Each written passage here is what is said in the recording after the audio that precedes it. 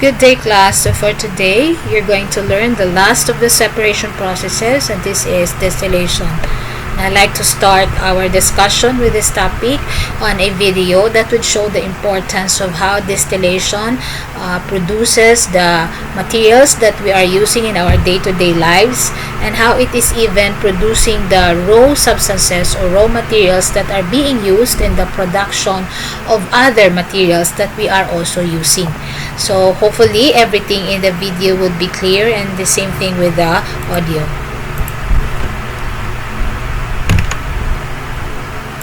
Refining begins with a process called distilling. After oil is superheated, it becomes vapor. The vapor is fed into the distillation unit. As it rises and cools, the vapor turns back into a liquid.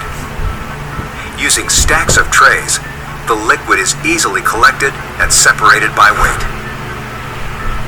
The lighter and medium weight liquids require less processing before they're ready to be used in cars and trucks. The heavier liquids need more processing to become useful.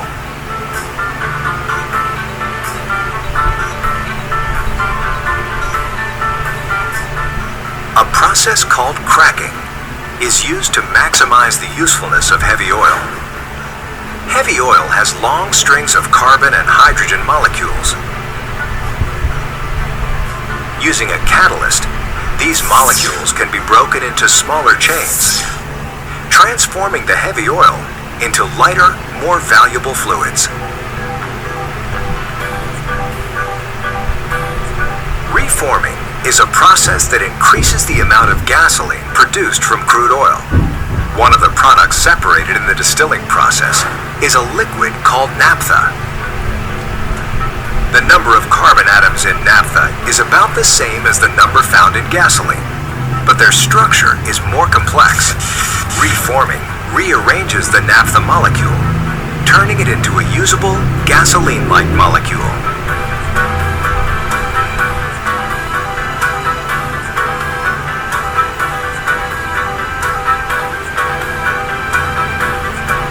Blending is a process of mixing different refinery products to make finished petroleum fuels.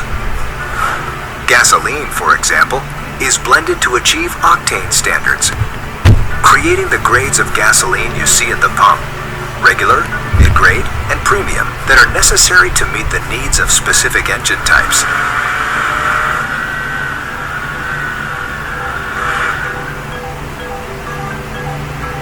Treating is a process used to produce cleaner gasoline, which helps protect both the environment and our health.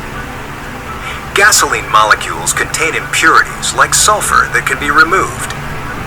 When the molecules are heated and come in contact with a special catalyst, a chemical reaction occurs that strips the sulfur away.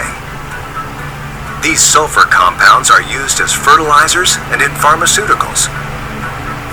Nothing goes to waste in a refinery.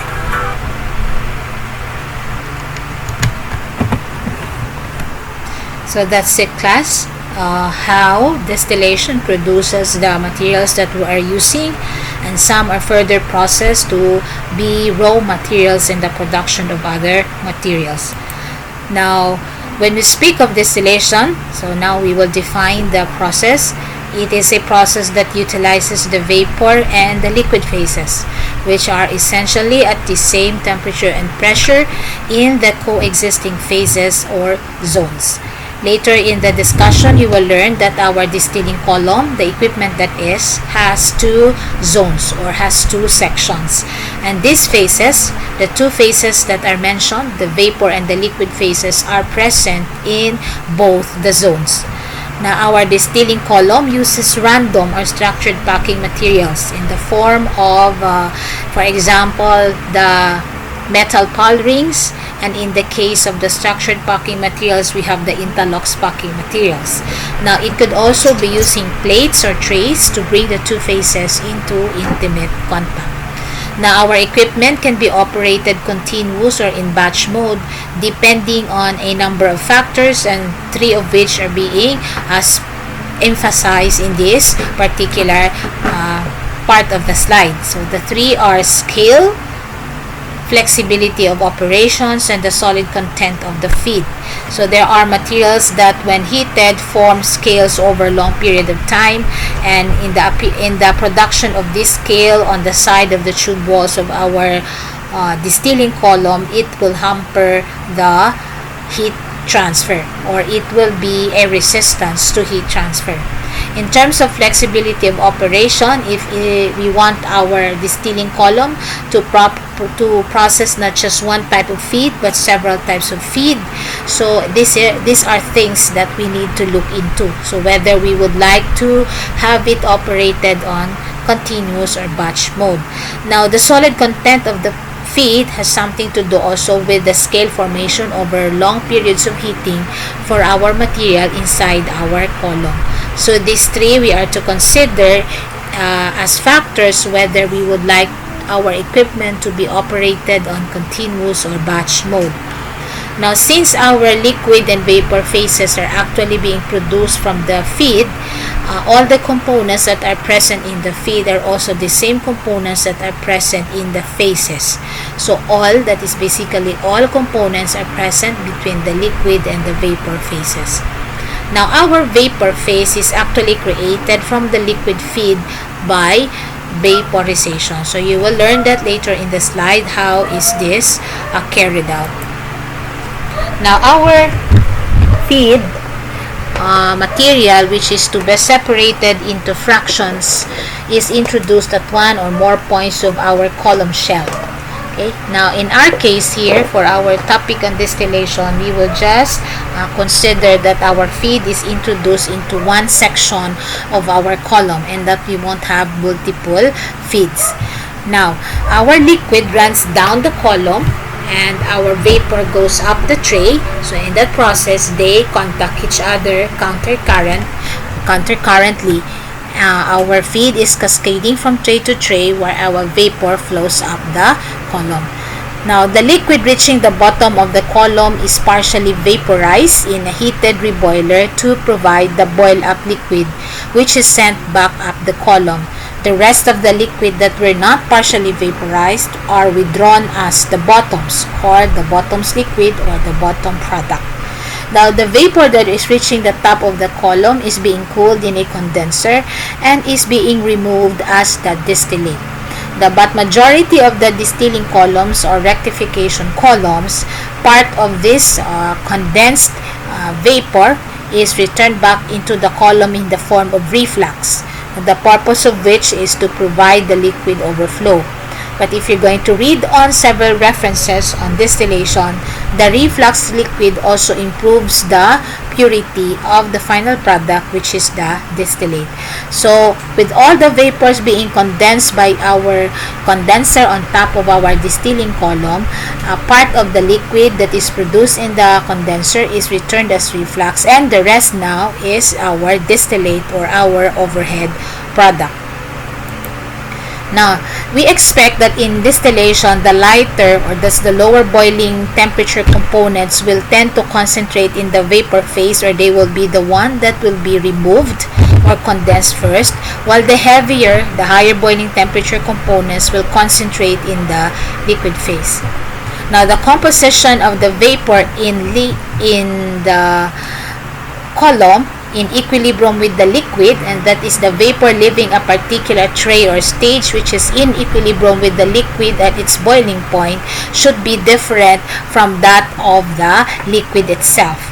Now, the vapor phase becomes richer in light components as it passes up the column as the process proceeds, that is, and the liquid phase becomes richer in heavy components as it cascades downwards.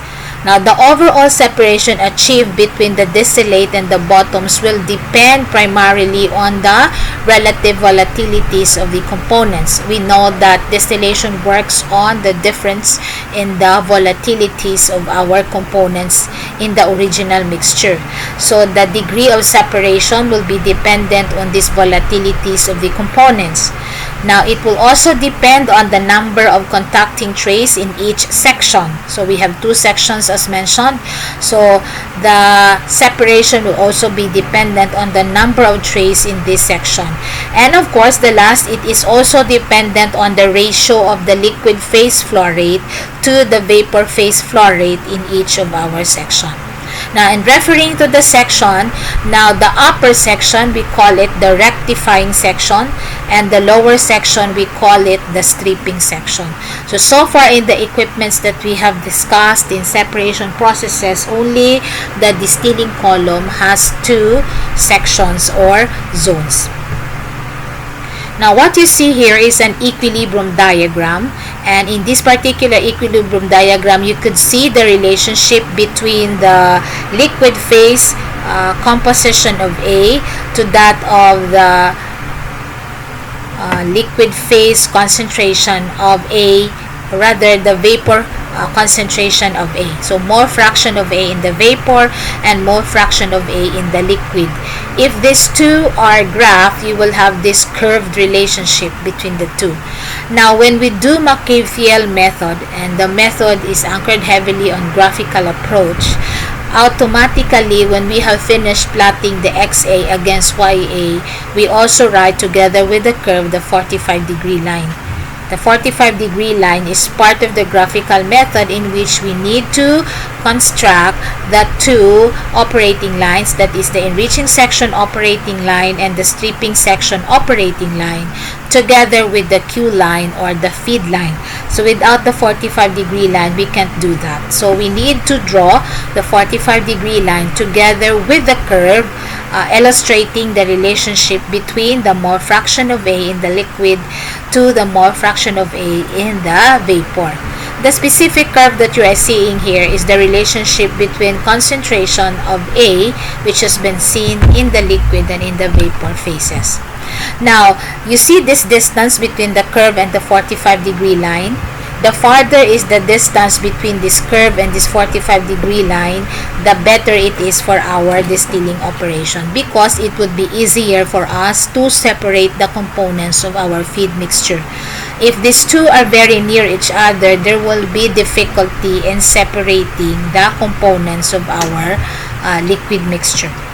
Okay, so that's a particular principle that you could right away, or that's a particular concept that you can right away read through when you see the curve of the relationship between XA and YA and the 45-degree line.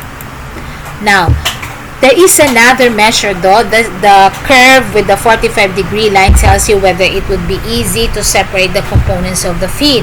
Another one is the quantifying process of determining the relative volatility of your feed, or of the composition of your feed. It uses the pure vapor pressure of the components in your feed to get the relative volatility.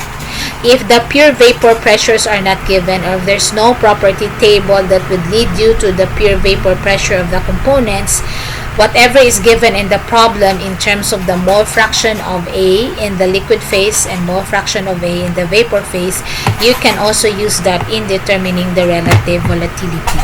So if the relative volatility quantified or calculated is greater than 1, then separation of the components A and B for this example is possible. If not, it would be difficult, meaning if your alpha, your relative volatility, is less than 1, it would be difficult to separate the components of your mixture. Now, this alpha, however, is not a constant because this varies with concentration. However, if our system is ideal, that is the components in our feed mixture are ideal, meaning more or less their behavior is similar, then the variation of alpha with respect to variation in concentration would not be really that much. It's just negligible. So that's the reason why alpha most of the time is considered as a constant. Its dependency on the concentration is not anymore being considered. Now, this topic of relative volatility, you can also read in your handbook on the sections indicated. Now, there are two methods of distillation. So, when we speak of distillation, there are several types of distillation, and these methods are divided into two groups. The one that has the reflux, the other one that does not have the reflux.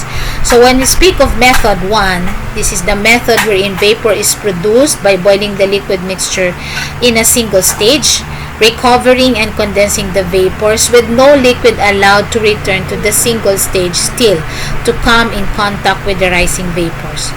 So two things you can notice here, that most of the methods under method 1 or types of distillation under method 1 has only a single stage still, and there is no liquid that is returned or allowed to return to the column to provide for the liquid run over on the top of the column, because we have only a single stage, or there's no reflux to enhance the purity of the distillate, or that's the vapor that has been condensed into liquid. Whereas under method 2, actually it's the same as method 1. We produce the vapor out of boiling the liquid, but in here part of the condensate coming from the condensed vapor is returned into the column as reflux, and as such the particular type of distillation under this method is referred to as distillation with reflux, or other terms are rectification and fractional distillation. Now, under method 1, we have 3 methods here, and these are the methods that you'll be able to see and read in your handbook. We have the equilibrium or flash distillation, we have the batch or differential distillation, and we have the steam distillation, all of which does not have any reflux liquid returned into the column. So in the case of liquid or flash distillation, your liquid mixture is partially vaporized. The vapor is allowed to come to equilibrium with the liquid, then the vapor and liquid phases are separated. Now, this can be done both for continuous or batch operation. So, the phrases that you are to recall here and really have to memorize is that there is partial vaporization of the liquid.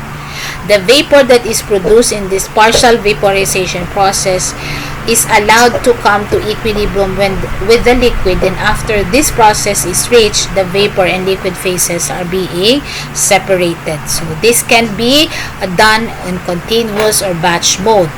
Whereas when we speak of batch or differential distillation, your liquid is slowly boiled and the vapors are withdrawn rapidly as they form to a condenser, resulting to a vapor reaches in the more volatile component A.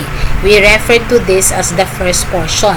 As vaporization proceeds, vaporized product becomes leaner in A. This is expected because if you keep on withdrawing right away, the vapor that is being produced in the slowly boiling liquid, of course, it will come to a time wherein what you're going to remove, that is the vapor that you're going to remove from the still, will be now having less and less of the component A, which is the first portion, or shall we say the component that has the lowest boiling point. When we speak of steam distillation, steam is used to separate components of high boiling liquid solution, which lowers the boiling point temperature of the high boiling component. The vapors are condensed and the two immiscible liquid phases separated. So the purpose of the steam in the third type of distillation is really to lower down the boiling point of the higher boiling component. That way, separation will not take long. Okay, once they are separated, the vapor are condensed and the two immiscible liquid phases, that is the condensed liquid and the liquid that remains in the column, are separated. Now, there's a mention of equilibrium and flash distillation as the first type under method 1. Now, in here, you could see in the diagram how is flash distillation or equilibrium distillation illustrated in a very simple manner. So before we go to that, flash distillation is the process by which a portion of a mixture, as such the term is partially vaporized, is vaporized, and then the vapor and liquid phases are separated. Flash distillation involves three processes for the feed that is to be processed. So your feed has to be initially preheated in a heat exchanger. After it was preheated, it will be introduced into a throttling device. The purpose is to reduce the pressure of such a liquid as it is introduced into our separator. The separator class in here is most of the time just a flash evaporator.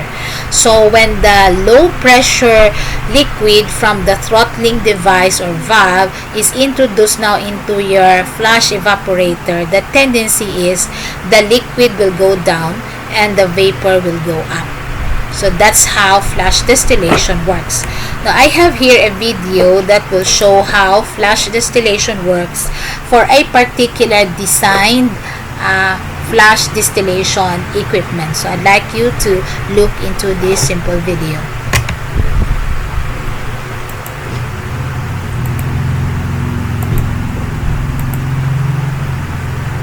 The Alpha Laval Alpha Flash Evaporator is designed to concentrate challenging fluids with confidence. This forced circulation evaporator is ideal for high viscosity, high fouling and shear thinning fluids. It is also perfect for applications that have a high solids content that must meet zero liquid discharge requirements. The Alpha Flash is proven technology used worldwide in various food, water and energy applications. This plate and frame heat exchanger system is compact, self-cleaning, and easy to maintain.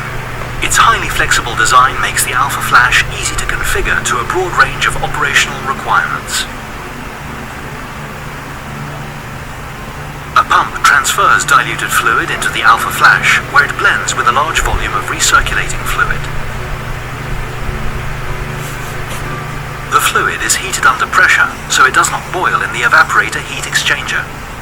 The entrance neck and distribution area ensure an even flow of fluid over the entire plate. Maintaining a consistent flow and even temperature zones keeps surfaces clean and safeguards product quality. As the fluid moves up the channels, it is heated under pressure. High velocity and high turbulence create a high heat transfer rate and high shear stress on the plate surface. The high shear stress prevents solids from accumulating on the plate, enabling a continuous self-cleaning effect.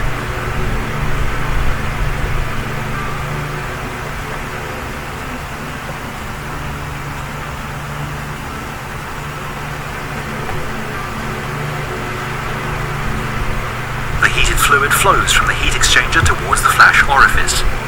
This creates back pressure on the fluid and prevents boiling inside the heat exchanger.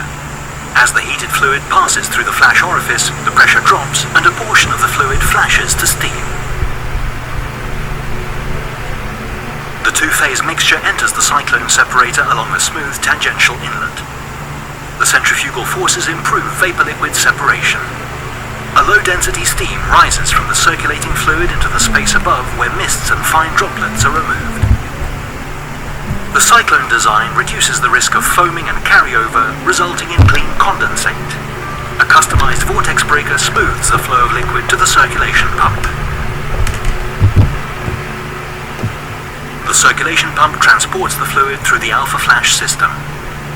The low pressure drop in the heat exchanger and the low height of the system minimize the energy used by the circulation pump. The concentrated fluid is discharged from the evaporator as a final product or further concentrated in additional effects.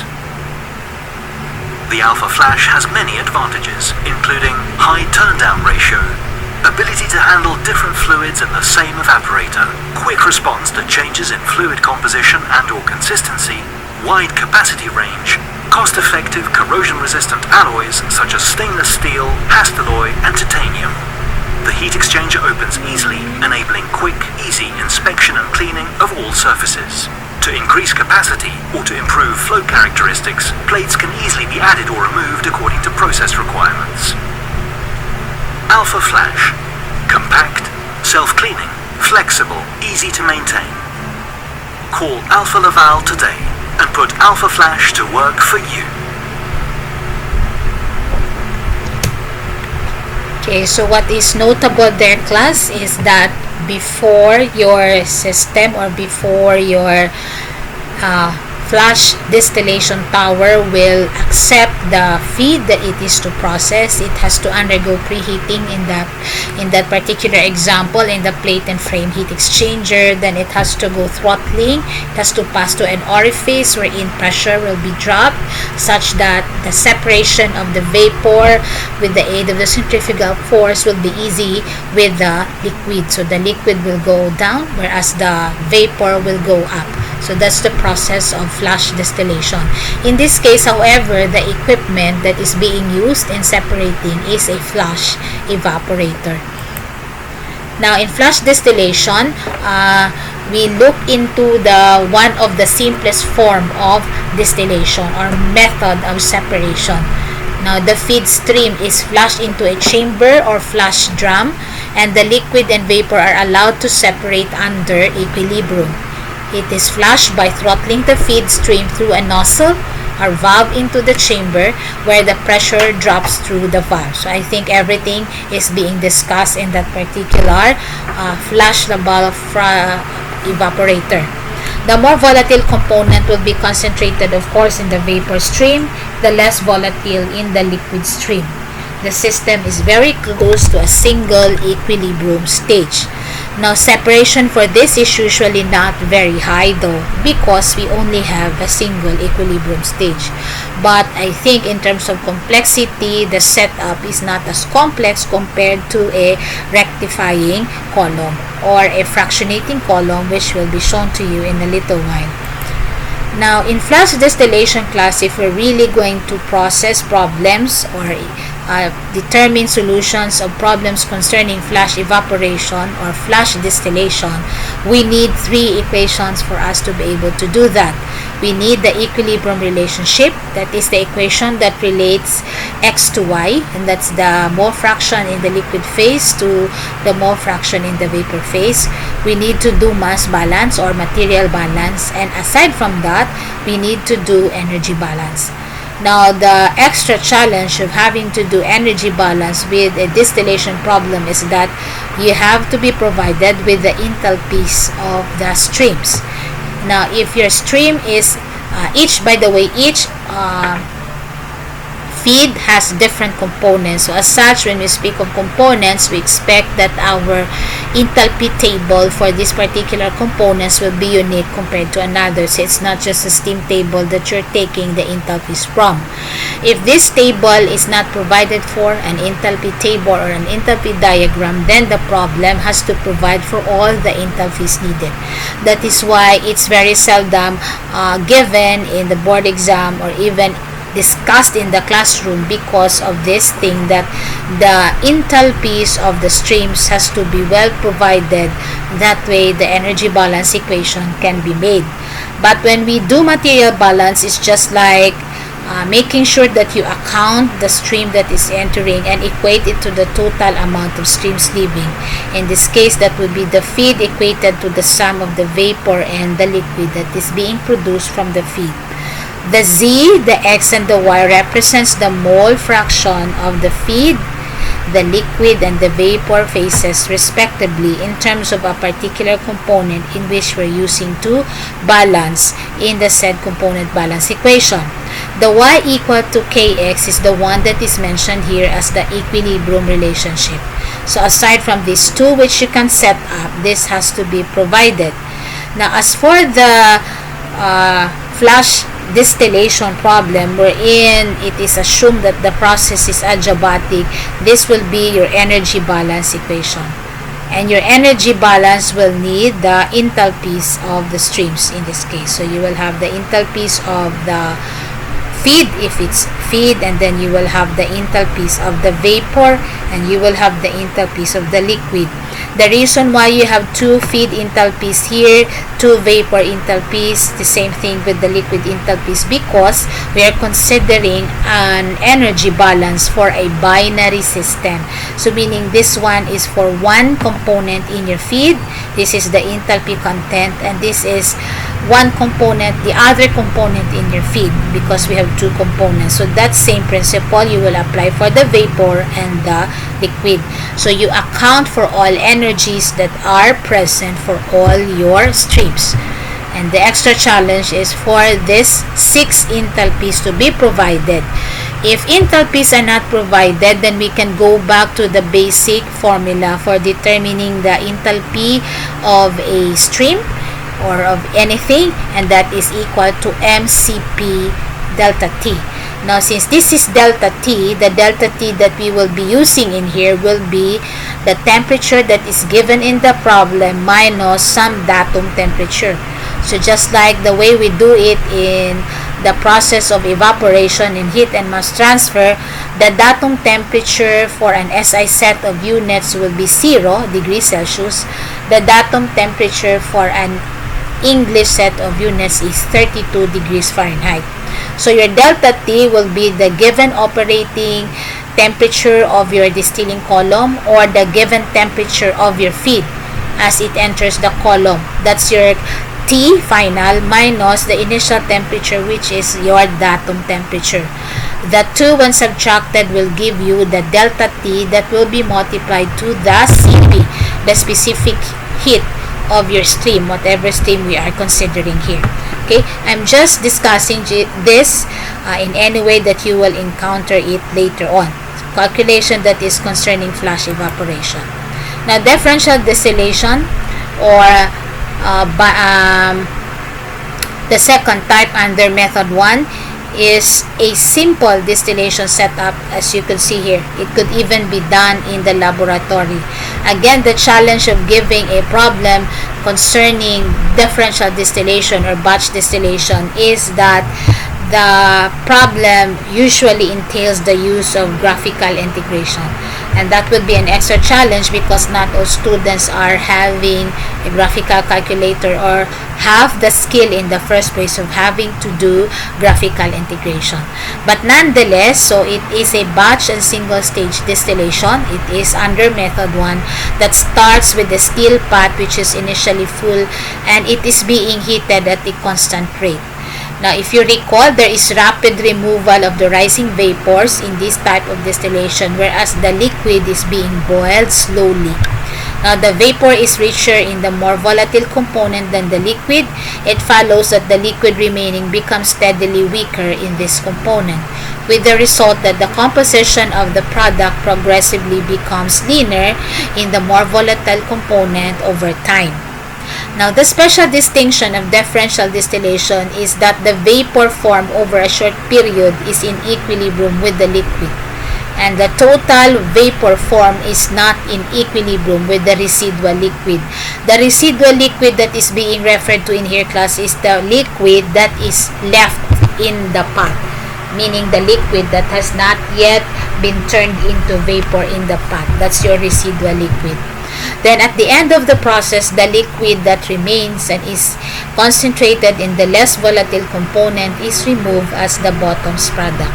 So I have mentioned in the discussion under method 1 that it is to be always remembered in batch or differential distillation that your vapor is rapidly withdrawn while the liquid is being boiled slowly. Okay, that's in the case of batch or differential distillation. Now, for steam distillation class, we have a separation process which consists of a distilling water together with volatile or non-volatile components. Now, in here, we're using an external heating fluid, and that is the steam. So, the steam from the boiling water carries the vapor of the volatile to a condenser where both are cooled and returned to the liquid or solid state, while the non-volatile residues, of course, is expected to remain behind in the boiling container. Now, below is a video that will illustrate the process of steam distillation as applied to recovering essential oils from plants. So, please watch this.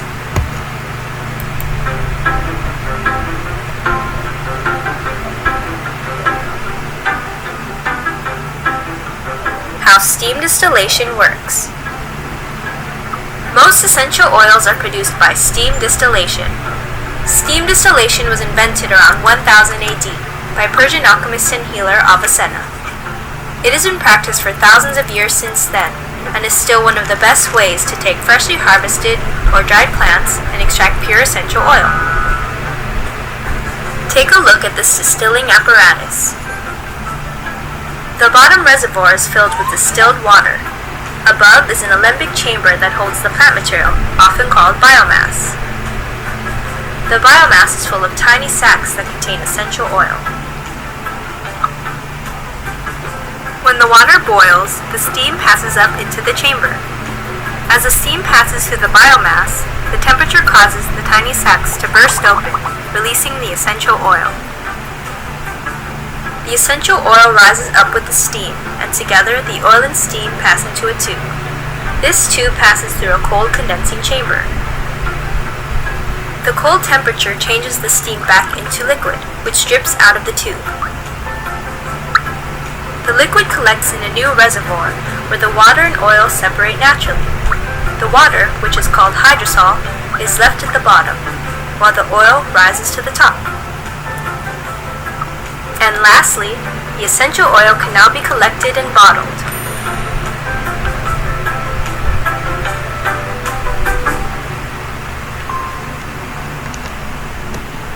Okay, that's how steam is used in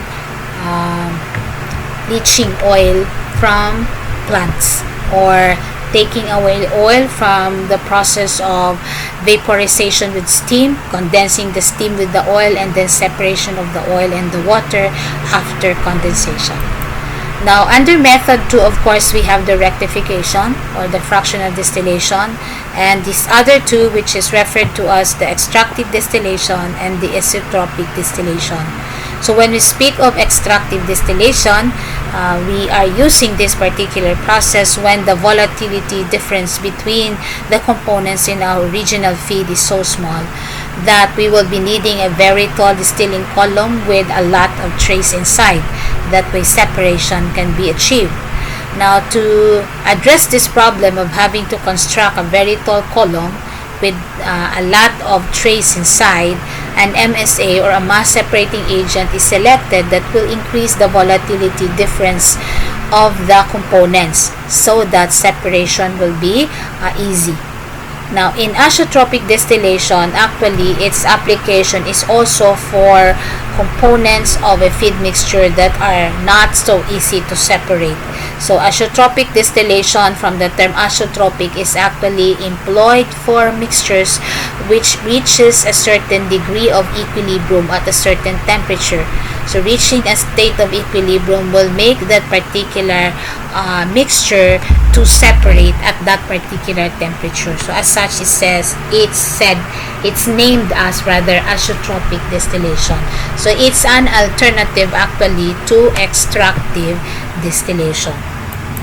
Now, this is an actual snipped photo or schematic diagram of a fractionating tower or a rectification tower from one of our reference books, John Couples or McCabe.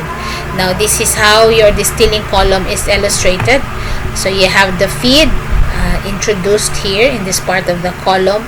By the way, the feed stage, or that part of the column where the feed is introduced, is already the stripping section, and as such we consider the feed plate to be part of the stripping section when we speak of the two sections of our distilling column.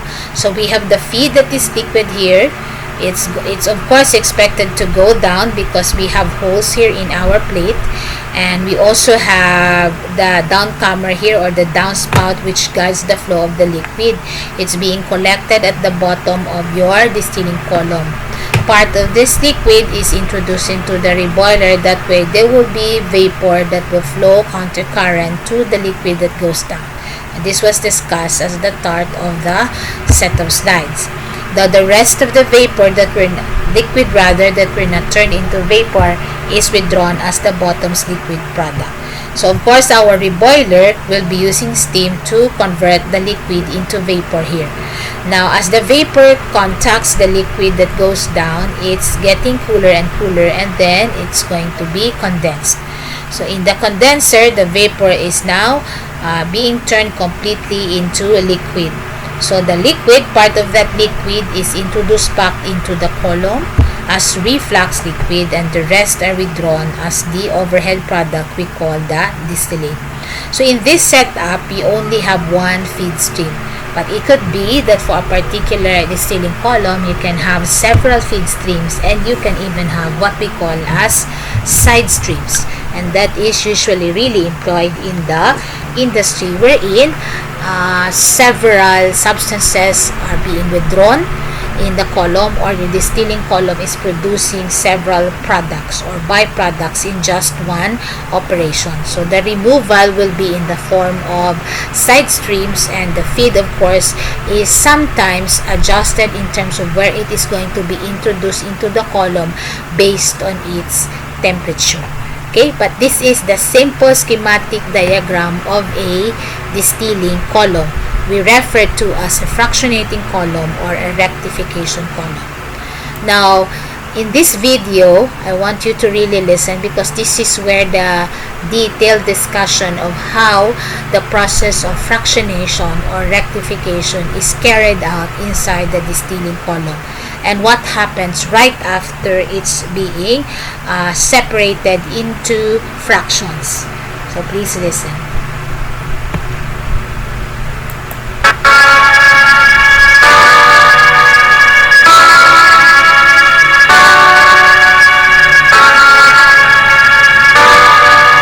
Once crude oil comes out of earth, it is in raw state and cannot be used directly in any way.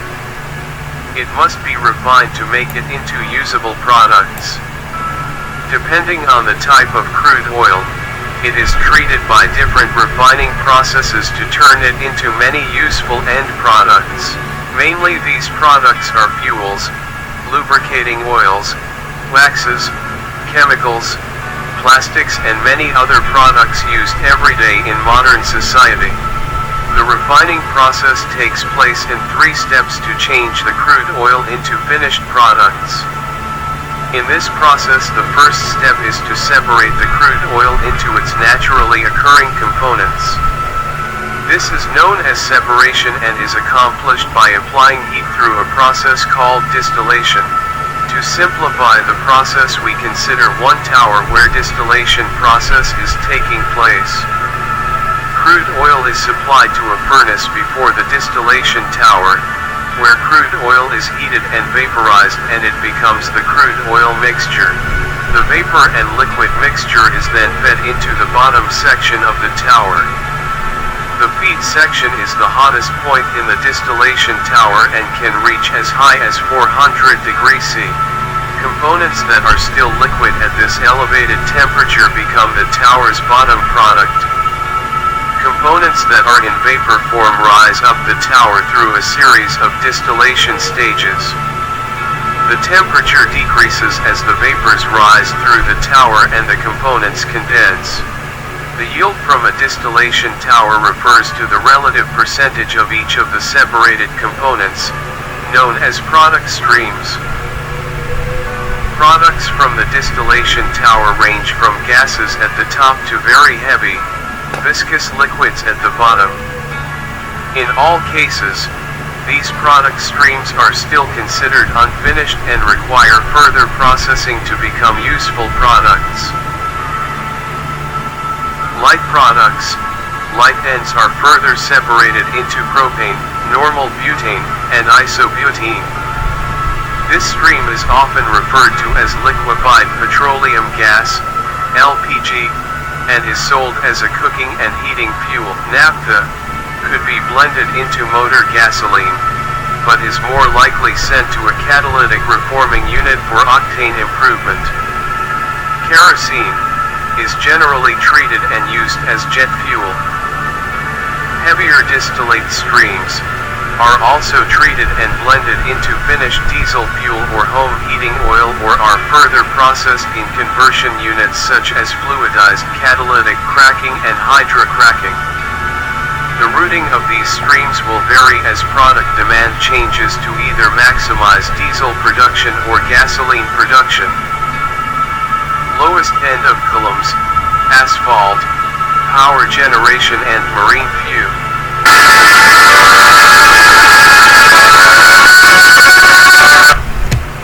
Okay, so that's how the different products of a fractionating column is being produced. Those products can be further processed to produce the materials that we are using now in our day-to-day lives. Now, in terms of the calculations that are involved in distillation, we have two sets of methods. We have the Ponchon-Savaret method and we have the McCabe-Thiele method. Of course, right now, we are only using the McCabe-Thiele method because the Ponchon-Savaret method is using, aside from the material balance equation and the component balance equation, the energy balance equation.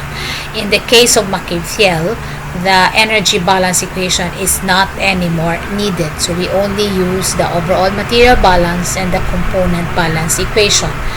Now, the thing with Ponchon-Savaret, why it's not being used also, you need a software for this so that the procedure can be shortened and the procedure will yield more accurate results, is that it will entail the process of trial and error, especially at the part wherein we make use already of the enthalpies of the streams in the energy balance equation. And another thing is that in here, in this Ponchon-Savaret method, we don't assume the very important assumption in McCabe-Thiele method. We don't assume that there is constant molal overflow in our distilling column. What does this constant molal overflow mean?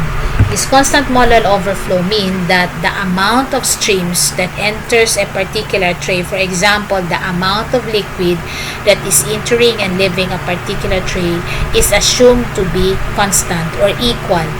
That's in the case of constant molal overflow. Since this liquid amounts is or are said to be equal for a particular tray, that's the same thing with all the trays in our column, and this is the same thing with also with the vapor that is entering a particular tray and leaving a particular tray. So the vapor also will be assumed to be constant, will not be assumed to be constant. So Ponchon-Savaret actually is a lot more, shall I say, is producing more accurate results than McCabe-Thiele because it doesn't assume that there is constant molal overflow and it uses energy balance. In the case of McCabe-Thiele, so we have the assumption of constant molal overflow, and of course we're not using energy balance, so it's a lot simpler than the Ponchon-Savaret method, and that's what we're going to use in tackling a series of distilling columns or distillation problems. Now, the McCabe-Thiele method is based upon representation of the material balance equations as operating lines on the XY diagram. So I have mentioned at the start of the slide that the reason why we have a 45-degree line drawn together with our equilibrium curve, it's because we will draw on that same line the two operating lines. So we will learn later on what are these two operating lines. So the operating lines are made straight by the assumption of constant molar overflow, which eliminates the need for an energy balance. So the reason why the operating lines for the enriching section and the stripping section will be straight, it's because we assume that there will be constant molar overflow. If not, then there won't be any operating lines at all that could be constructed, and no McCabe-Thiele will be used or could be used or employed in answering series of problems in distillation. Now, the liquid phase flow rate is assumed to be constant from tray to tray in its section of the column between addition of the feed and withdrawal of the product points, which makes the vapor rate to be constant as well.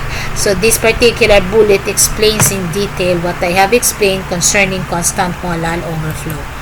Now, our distilling column, if drawn in a very simple manner, this time already showing the two sections, will be this. You have the feed F with the mole fraction XF. You have the enriching section on top of the feed plate. The stripping section, including the feed plate, is at the bottom of the column. We have the distillate here, represented by D, and its mole fraction is represented as X sub D, and the bottom is W with the mole fraction X sub W. Overall material balance is very easy to set up. It's very obvious, and that's F equal to D plus W, and your overall component balance on A is this particular overall material balance, with each of the terms now being multiplied by the mole fraction of A for each of the streams. Now our enriching section is the upper part of your column. This is your feed, so this is your enriching section. Now, the enriching section operating line is actually constructed using Macabean method by knowing the distillate concentration. So if you know the concentration of the distillate, that is the mole fraction, you get that value, or you plot that value here on the x-axis, and you project up until you reach the 45-degree line, and it will stop there. As to the slope of this particular enriching section operating line, that would be equal to L sub n divided by V sub n plus 1, which is actually the liquid, in this case, the liquid that leaves tray n plus 1. In this case, it's L sub n, so that would be the liquid leaving tray n, and this vapor is the vapor that in this case, this is Ln, and this vapor is the V sub n plus 1, which is the vapor entering this particular tray n. So liquid leaving tray n and vapor entering tray n is the slope of this particular enriching section operating line. Though class, there is another method of determining the slope of this particular operating line, which we will be discussed later on. Now that's in terms of your enriching section. Your enriching section, by the way, when we do material balance, of course, the material balance will be based on this broken rectangle. Now wherein the streams that could be seen is Ln, the V sub n plus 1, and simply the D, because we're making our balance in this section. So your leaving streams will be the distillate and the L sub n, and the entering stream will be your V sub n plus 1. And that's what you see here in the total material balance. Your component balance class is just your material balance, which have been with all the terms being multiplied by the mole fractions of the stream. So you just copy this and affix the mole fraction of the streams. Now, by the way, the equations that you're seeing are also available in your handbook. Now, the enriching section operating line, this one that you are seeing, is actually derived from this component balance of your enriching section. So I leave the mathematics to you on how it is derived, but the goal is you need to isolate the y sub n plus 1 on this side. That will require your entire equation, or your entire component balance equation, to be divided by the V sub n plus 1. So if you divide this equation by V sub n plus 1, you will be producing the operating line for the enriching section, this one.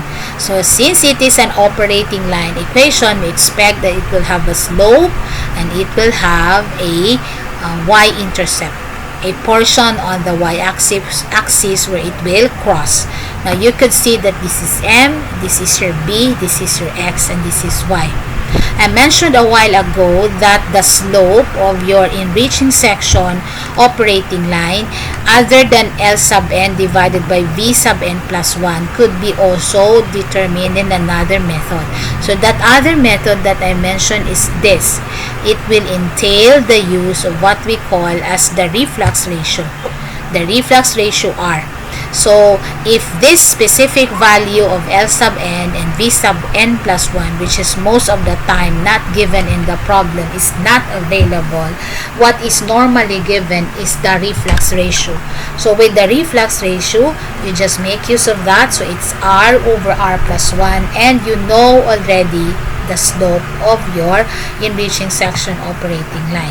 So if you're doing the graphical technique of finding the number of stages for your distilling column, then you can use what you've learned in your analytic geometry on how to plot a point, knowing its slope and this point here.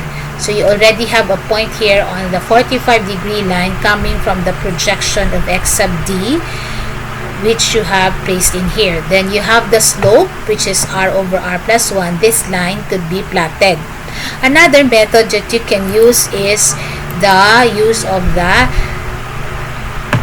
distillate concentration or the mole fraction of the distillate and the reflux ratio. Now, X sub D over R plus 1 will give you the y-intercept of the operating line, which we call the enriching section operating line. So, if you know the y-intercept, what you're going to do, that value of the y-intercept should be plotted here on the y-axis. So, for example, it's in here. So, what you're going to do, you connect the point that you plotted here on the y-axis for the y-intercept to the projected point of the X sub D on the 45-degree line. In that manner, you can also draw the enriching section operating line.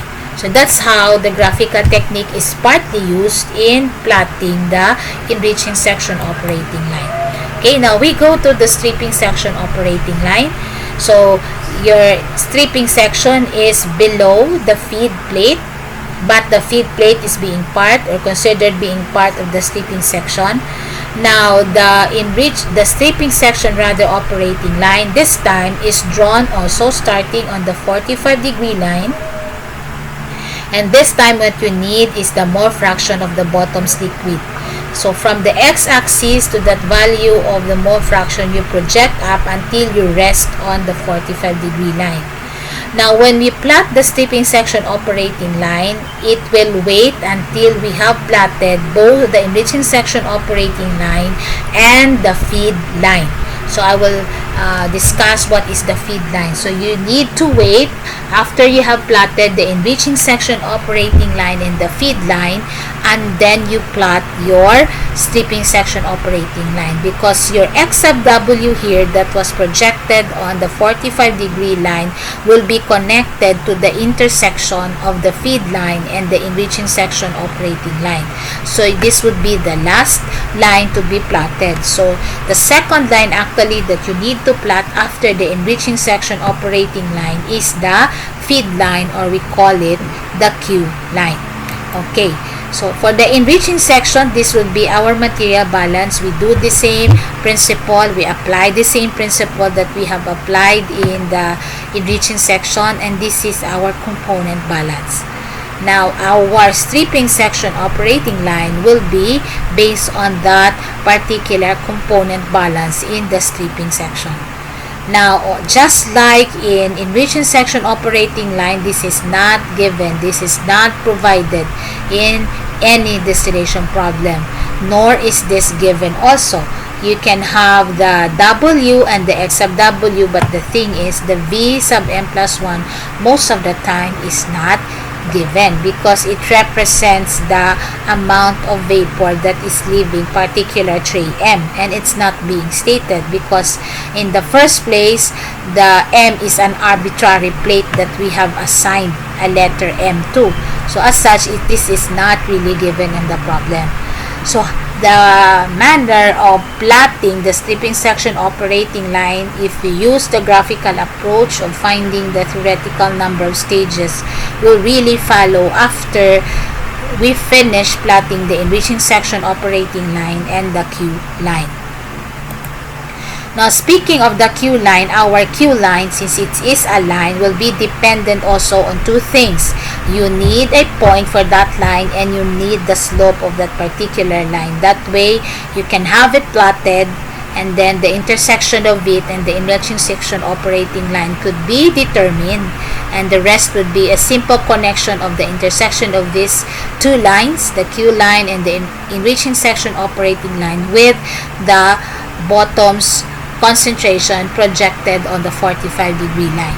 We need in the feed line the Q, and this Q is actually defined in two different ways. The first definition is by John Kuplis, the second definition is by McCabe.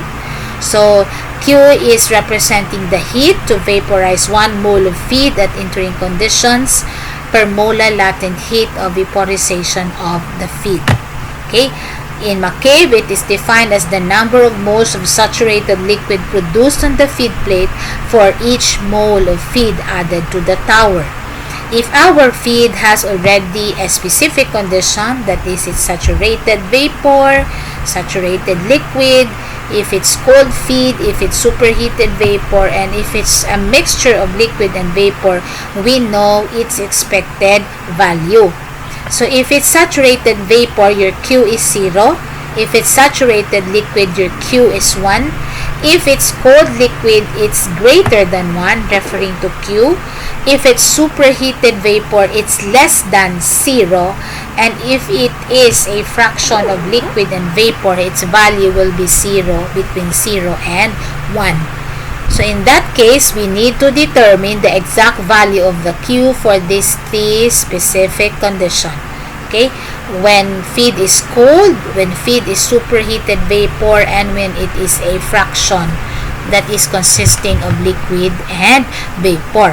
However, class, if the fraction of the liquid in the feed is already stated, even though it is a mixture, of course it is already a mixture of liquid and gas, automatically the portion that is liquid is your Q. That is, if your feed is a mixture of liquid and gas, your Q automatically is the percentage liquid in that particular feed. Okay? If this particular percentage of the liquid is not stated, or the percentage of the vapor is not stated, then we have to really determine the Q in some other ways. What is this some other ways of determining the Q? So this is the formula provided by John Cookleys on how to determine the Q. The formula is dependent on the enthalpy of the vapor, the feed, and that of the liquid. This is enthalpy of the feed at the boiling point. This one is enthalpy of the feed at the dew point, and this one is the enthalpy of the feed at the entrance condition. Okay, so these are the enthalpies that you will be using in determining the Q. Now, another formula that you can use for the Q if the feed is cold liquid or superheated vapor is available on McCabe. So, I will hold you responsible on getting from McCabe, the 7th edition of McCabe, the equation in determining the Q for a cold feed and the Q for a superheated vapor. And actually, the equations are written here already. So you have 2 equations in McCabe to use when the feed is cold and when the feed is superheated vapor.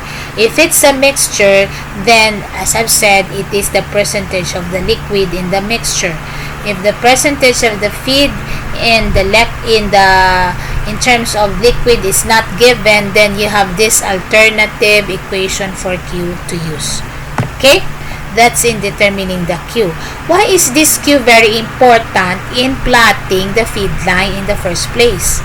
Okay, why is it so important? It's because the feed line equation is given by this equation. So, this is the slope of your feed line. If you notice, it has the Q, and this is the y-intercept of the feed line, dependent on the mole fraction of the feed and also of the Q value. The way you plot your Q line will be like this. So, given the composition or the mole fraction in the feed of a particular component, you project that particular component up, component composition up, until you reach the 45-degree line. And then using the slope of the equation, which you have already determined here, to be Q over Q minus 1, plot the said Q line. So you will plot the Q line based on that particular slope. If you don't like using the slope, together with the point here to construct your Q line, you can also use the y-intercept. Okay, in the same manner that you have used it in plotting your enriching section operating line. After that, the intersection is already clear. So the intersection of your feed line and your, in this case, let's say for example I use this, the intersection of your feed line for a mixture of liquid and vapor for the feed and your enriching section operating line is this point already. It is this point. So what you do, you simply connect the X sub W here projected on the 45-degree line to this point of intersection. Okay?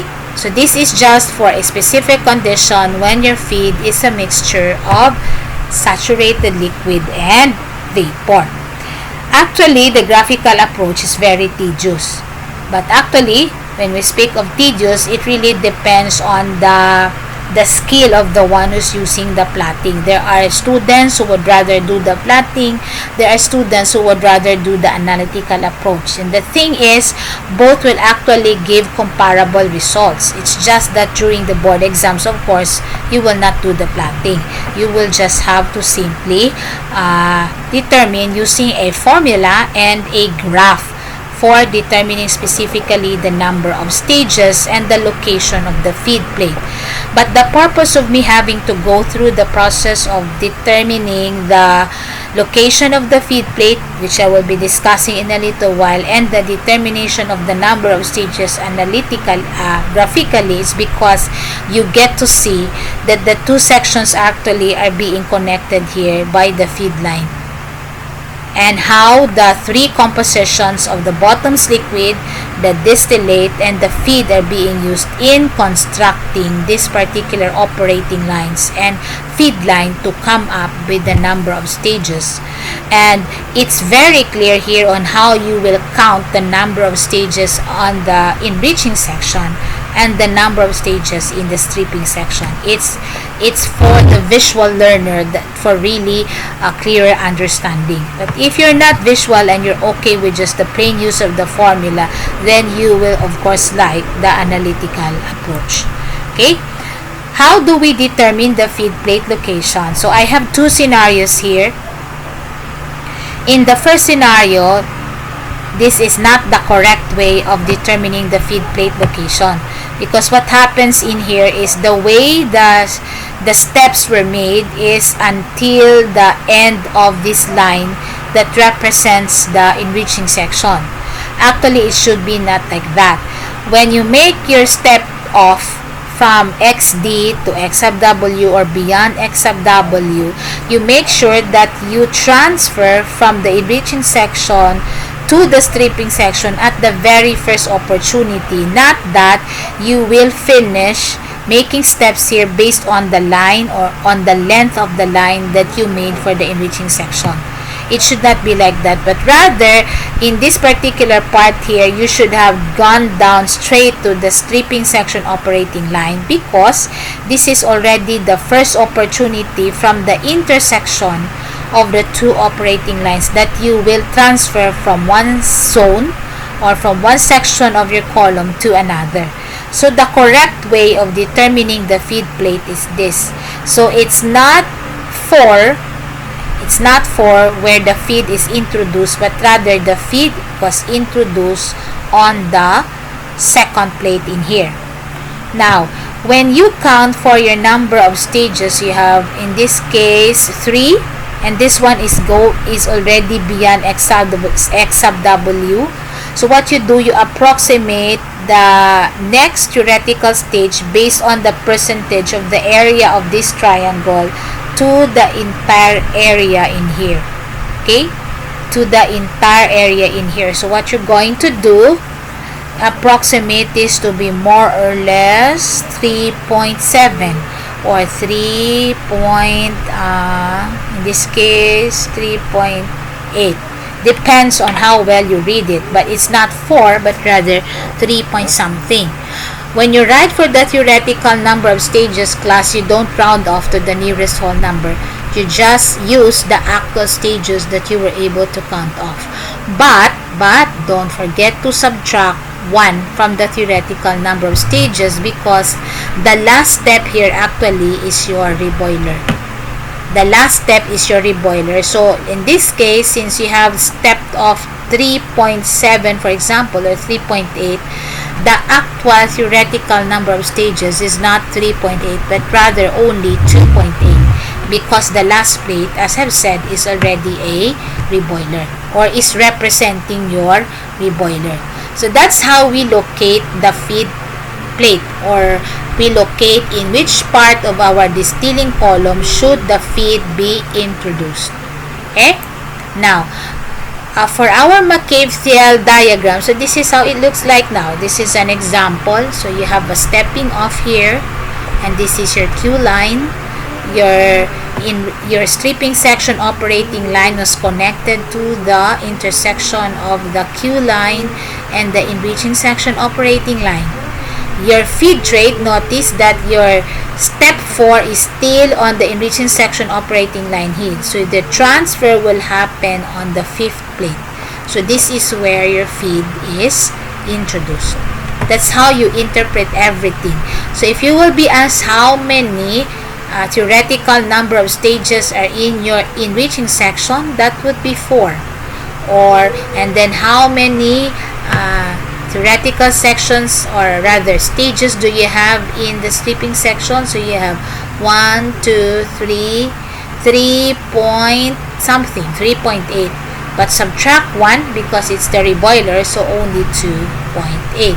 The entire column has around 7.8 minus 1, so that would be 6.8 theoretical stages. So this is actually the real McCabe-Thiele method. You do it graphical. But of course, if anyone can have the analytical method, then of course they will do for that. Now there is a case of what we call, class, we're almost done, total reflux and corresponding to the minimum number of stages. In total reflux, class, you don't withdraw any of the condensed vapor. So meaning there's no distillate. All condensed vapor that is liquid is refluxed back into the column. As such, it's called total reflux. If that is the case, it will result to the minimum number of stages or minimum contacting trace inside the column. Now, it's very easy to determine the minimum number of stages because you don't need to construct the operating lines. All you need is the equilibrium curve and the XD and the X sub W, and then do your stepping off. So in this case, you will have 3.8, so 2.8 theoretical number of stages, or specifically 2.8 minimum number of stages. That is on the condition of total reflux. Now read on this particular topic also on the section indicated in your handbook. Okay? So everything that I have mentioned regarding, the total reflux condition is stated here. All product distillate and bottoms are reduced to 0. So I failed to mention this. That is, all liquid in the bottoms are reboiled up back as vapor and returned to the tower as vapor.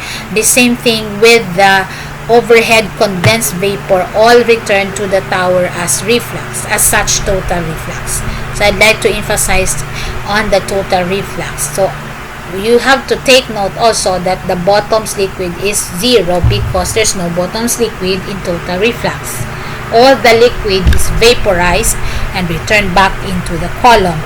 This requires infinite sizes of condenser, reboiler, and tower diameter, meaning when you design such a column under total reflux, there shouldn't be any limitation.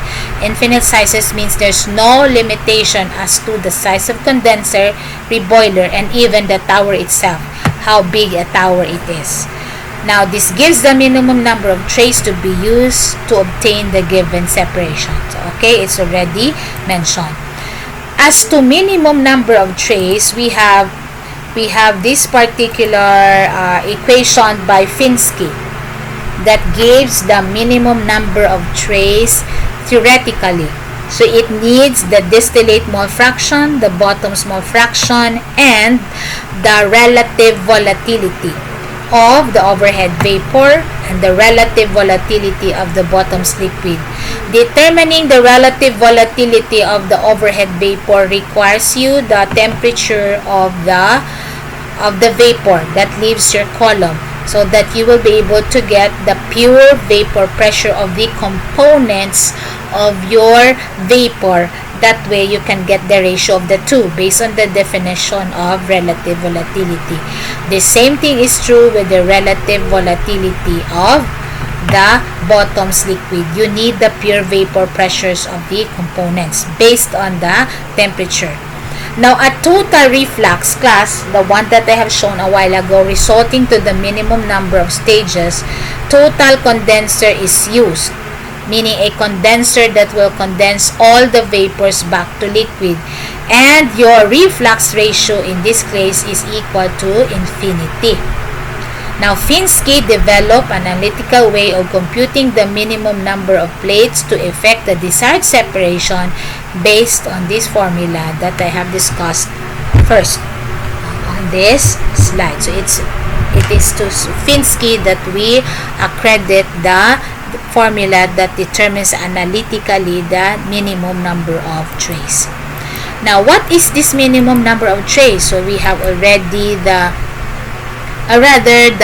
minimum reflux class, but not the minimum number of trays, because we have the minimum number of trays at a condition we call total reflux.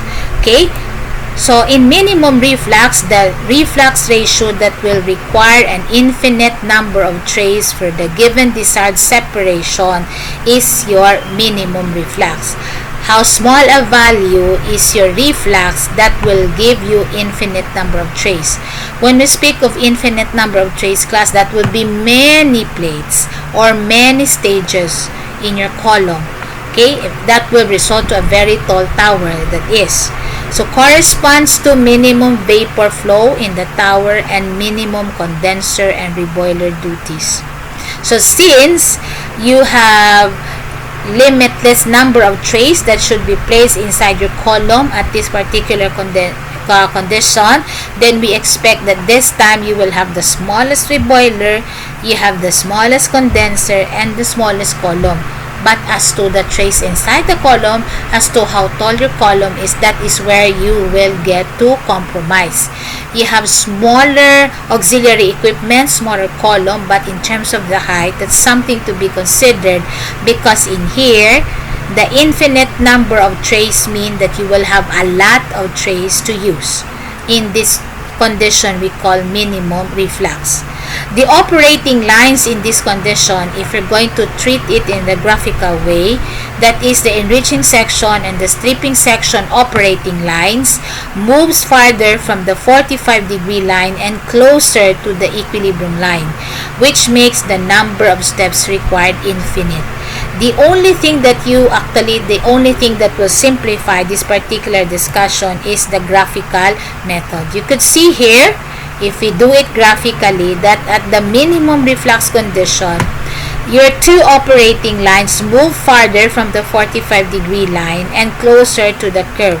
What happens is, if you do graphical technique, there's no way that you'll be able to account for the trays in this part, because they already merged in this, or they already intersected the pinch point, or your three lines, the feed line, the enriching section operating line, and your stripping section operating lines all met at this what we call the pinch point, which has the coordinates x prime, y prime.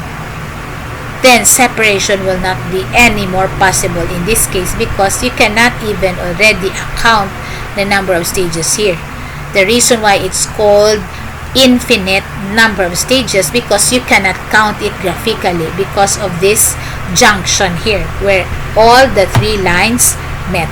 So that's in the condition of minimum reflux. So minimum reflux results to an infinite number of trays or stages. Now there is a formula that determines this minimum reflux, and that formula is dependent on the distillate mole fraction and the pinch point coordinates. These pinpoint coordinates will be taken from, or should be taken from, the intersections. I'd like to go back, the intersection of the enriching section operating line and the Q line. Anyhow, the stripping section line will just follow where these two met. So that's your pinch point coordinates. So you read the x and the y here. If you're able to do that, then you'll be able to determine the minimum reflux. So all of these conditions that I am discussing, class, actually are all very dependent on the graph. but there is a set of condition also that we will be using in the next discussion wherein we will not be relying entirely on the graph, but rather will be relying on equations, but we will be getting some values from graphs, but we will not be determining the location of the stripping section operating line, the enriching section operating line, and the feed line. There are also scenarios wherein your minimum reflux ratio is difficult to determine. In this case, minimum reflux ratio and infinite number of trays in a condition wherein the pinch point is not on the intersection of the enriching section operating line and the Q line, but rather on the point where your enriching section operating line is tangent to the equilibrium curve. So this time you don't have a pinch point here in the intersection of the three lines, but rather here on the point of tangency of your enriching section operating line and your equilibrium curve. So this could also be a condition resulting to minimum reflux ratio, because if you're going to step off here, your steps, you will get, shall I say, stuck in this location. You won't be able to get away from this location because there's no way that you can transfer here and count the steps that you have made. And as such, it is a condition of what we call infinite number of stages. Now, if we think of an optimum reflux ratio that is dependent on the minimum reflux ratio, so the optimum reflux ratio actually will just follow when you know the minimum reflux ratio. So this is based on the economic balance of the fixed cost of the tower and the operating cost. The value is between minimum reflux and total reflux for your optimum reflux ratio. Our handbook dictates that our optimum reflux ratio should be either 20% more or 50% more of the determined minimum reflux. But when we solve problems class, we maximize it. So we use the 1.5 times the minimum reflux value for the optimum reflux ratio. Now, you can read on this particular fundamental principles of distillation in the sections provided here in the slides in your handbooks, which you can actually bring with you during the board exam. So now we're done for this first part of the distillation topic. We will continue this on Tuesday in our discussion. Hopefully we can finish everything by next week. That way you will have ample time to prepare for your culminating requirement. Okay, bye class.